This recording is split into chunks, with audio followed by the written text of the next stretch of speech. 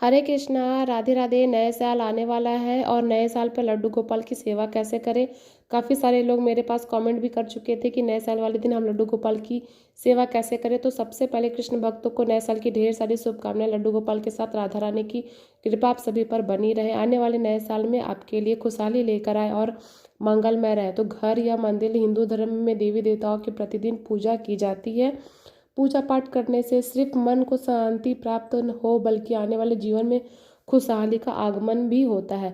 साथ ही हमें ईश्वर का आशीर्वाद भी प्राप्त होता है। तो सबसे पहले नए साल वाले दिन सुबह सवेरे जल्दी उठेंगे और घर की साफ सफाई करेंगे। तो देखिए, मंदिर की जो साफ सफाई आप एक दिन पहले ही कर लीजिए।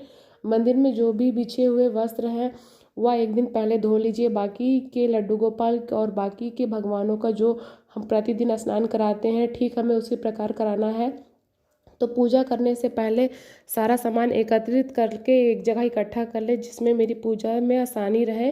और सबसे पहले हमें एक दिन पहले मंदिर की साफ़ सफाई कर लेंगे। जैसे कि आप लोगों को पता है, मैंने मंदिर की क्लीनिंग अभी जस्ट ही किया था, तो मंदिर की क्लीनिंग अच्छे से कर लेंगे। नए साल के दिन एक दिन पहले मैं सभी को कपड़े को बदल दूंगी। फिर से नया बिछा के मंदिर में चित्रपट और उनको जल को से छिड़काव करेंगे। भगवान को अपने भाव से स्नान कराएंगे, शीश सिद्ध पूर्वक करेंगे। उसके बाद आपको मंदिर में पीताम्बर आदि चांदी मूर्तियाँ जो भी स्नान करवाना है वो करवाएंगे आपके भाव से।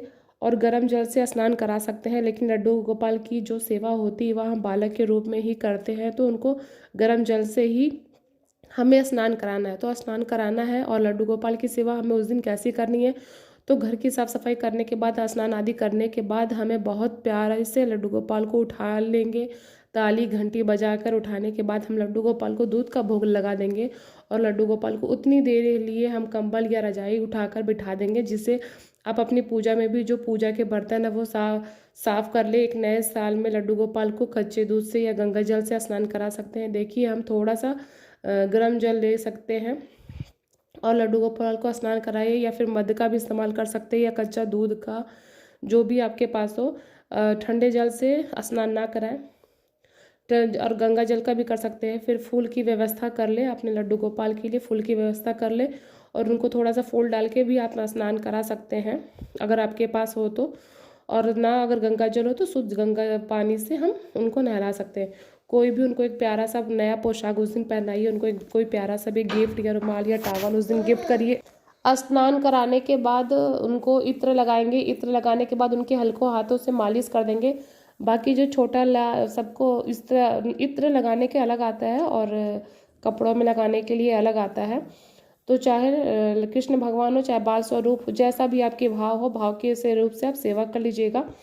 सेवा करने के बाद स्नान वस्त्र पहनाने के बाद उनको थोड़े से अंगीठे में आग जला के उनके पास उनको बिठा दीजिएगा, ताकि उनको ठंड ना लगे।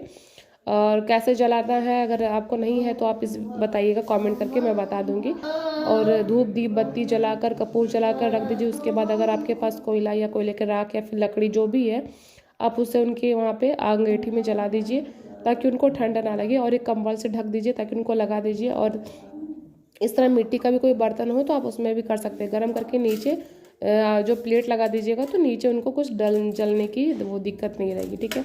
फिर आपके पास भोग में जो भी है, लड्डू, तिल, जो भी आपके पास है, आप अपने सेवा अनुसार, अपने भक्ति अनुसार लड्डू गोपाल को भोग लगाइए, उनको गिफ्ट कराइए, उनको अच्छे से श्रृंगार कराइए, तैयार कराइए।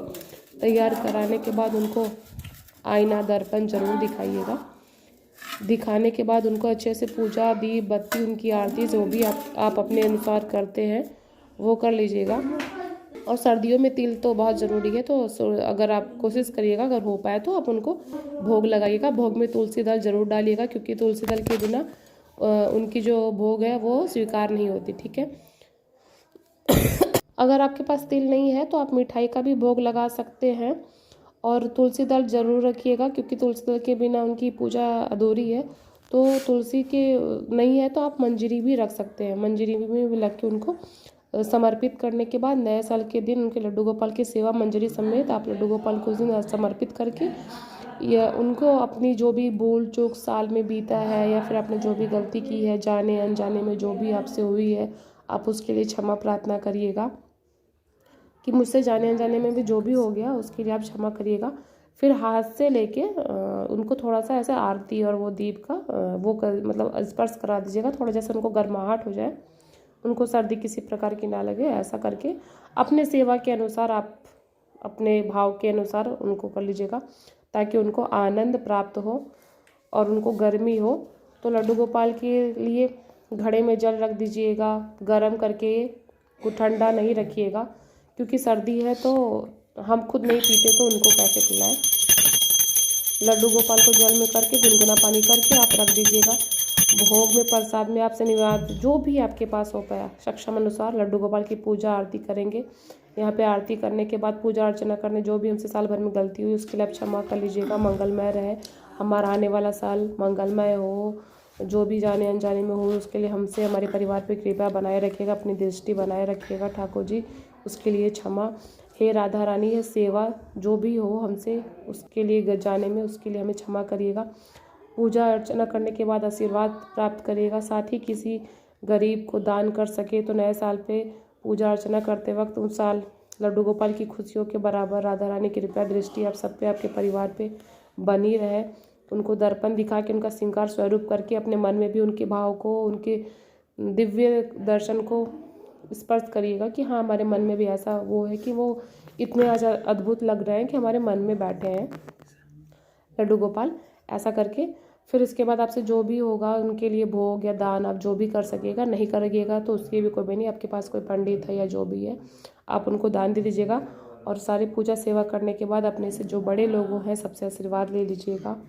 आशीर्वाद लेने के बाद जो भी सबसे भूल चूक हुई होगी साल में, जाने अनजाने में जिससे भी मन दुखाया होगा वो कर लीजिएगा। उनको भोग आरती लगाने के बाद आपके पास रात में अगर आप भोग लगाते हो खाना का, तो आप खाना का जो भी अच्छा सा भोग उनको बना के ठाकुर जी को रात में भी लगा दीजिएगा। दिन में तिल का सब कुछ सेवन करा दिया, रात में सुलाने से पहले उनको दूध का भोग ज़रूर लगा दीजिएगा। दूध का भोग लगा के उसको शयन कराइएगा। उनके शयन कराने से पहले उनके पैरों को थोड़ा दबा दीजिएगा, क्योंकि पूरे टाइम वो ऐसे बैठे बैठे थक जाते हैं।